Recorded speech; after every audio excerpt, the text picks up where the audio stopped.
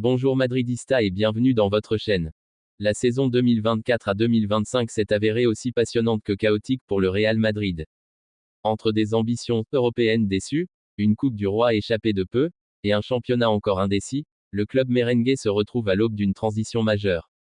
Alors que les regards sont déjà tournés vers un mercato estival potentiellement spectaculaire, les tensions montent en attendant le classico décisif contre le FC Barcelone, prévu ce dimanche. Dans ce contexte chargé, dirigeants, supporters et médias scrutent les moindres signes de renouveau. Analyse complète d'un Real Madrid en quête de réinvention. Si vous aimez ce type de contenu, n'hésitez pas à liker, commenter et vous abonner. Votre soutien est précieux pour continuer à vous proposer des analyses toujours plus complètes. Le classico de ce dimanche revêt une importance particulière. Non seulement il pourrait influencer le classement final de la Liga, mais il pourrait également marquer la dernière apparition de Carlo Ancelotti sur le banc madrilène. Selon des informations récentes, l'entraîneur italien aurait convenu avec la direction du club de mettre fin à son contrat à l'issue de la saison, un an avant son terme initial. Xavi Alonso, actuellement à la tête du Bayer Leverkusen, est pressenti pour lui succéder. Le Real Madrid cherche également à solidifier sa défense. William Saliba, défenseur central d'Arsenal, est en discussion avancée avec le club madrilène depuis plusieurs semaines. Bien qu'Arsenal souhaite prolonger son contrat, Saliba pourrait être tenté par un nouveau défi en Espagne, surtout si le Real lui offre un rôle de premier plan.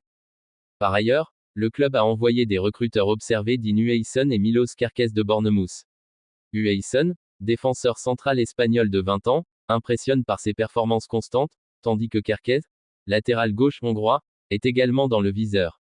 Le Real Madrid est également sur le point de finaliser l'arrivée de Trent Alexander-Arnold, latéral droit de Liverpool, qui a annoncé son départ du club anglais après de longues années de fidélité. Il rejoindra Madrid sur un transfert libre, avec un contrat de 5 ans à la clé. Cependant, en raison des règles de la Liga, il devra abandonner son emblématique numéro 66 pour un numéro compris entre 1 et 25. En parallèle, Alphonso Davies, latéral gauche du Bayern Munich, est une cible prioritaire. Son contrat expirant en juin 2025, le Real Madrid espère le recruter gratuitement, renforçant ainsi ses flancs défensifs avec 2 joueurs de classe mondiale. Quant au milieu terrain, le Real Madrid envisage de trouver des renforts dans ce secteur du jeu depuis le départ Toni Kroos. Des joueurs tels que Florian Wirtz, Bayer Leverkusen, Martin Zubimendi, Real Sociedad, et Alexis Mac Allister, Liverpool, sont les principales cibles identifiées pour apporter créativité et solidité à l'entrejeu madrilène. Dans une optique de renouvellement et de continuité du projet sportif, plusieurs joueurs du Real Madrid Castilla sont surveillés de près par le staff. Nicopa, Gonzalo Garcia et Marvel ont tous été convoqués avec les professionnels cette saison. Le club envisage de leur offrir davantage de temps de jeu en 2025 à 2026, notamment si le calendrier devient plus dense avec la nouvelle formule de la Ligue des Champions.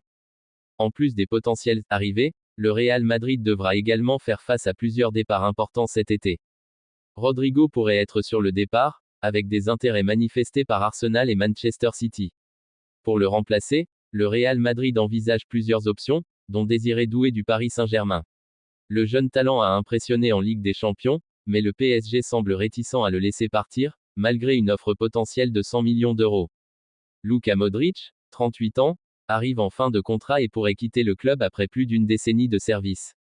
Bien que sa prolongation reste envisageable, les discussions sont encore en cours.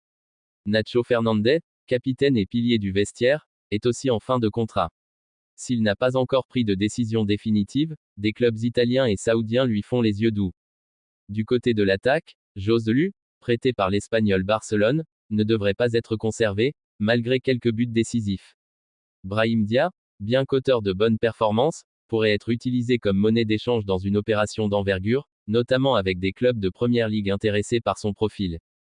Enfin, certains jeunes formés au club, comme Sergio Arribas, actuellement prêté à Almeria, ou Vinicius Tobias, pourraient soit être définitivement transférés, soit revenir pour intégrer la rotation. À ce sujet, nous ajoutons quelques réactions des supporters et des médias, entre frustration et espoir. C'est ainsi que les médias espagnols, tels que AS et Cadena Ser, ont souligné ces lacunes, pointant du doigt une dépendance excessive aux performances individuelles, notamment celle de Kylian Mbappé, et une incapacité à maîtriser le tempo des matchs. Cette situation a alimenté les critiques envers Carlo Ancelotti, dont le départ en fin de saison est désormais envisagé. La saison 2024 à 2025 du Real Madrid a suscité une palette d'émotions parmi les supporters et les observateurs.